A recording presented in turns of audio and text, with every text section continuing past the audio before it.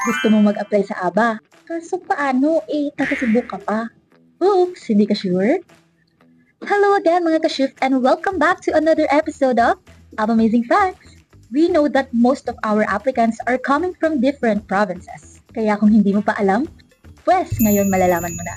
We have an office in Cebu City. Kaya kung gusto niyo mag-apply or kahit mag-inquire lang ay pwedeng-pwede kayong mag-walk-in. At ito pa ang isang good news para sa inyo.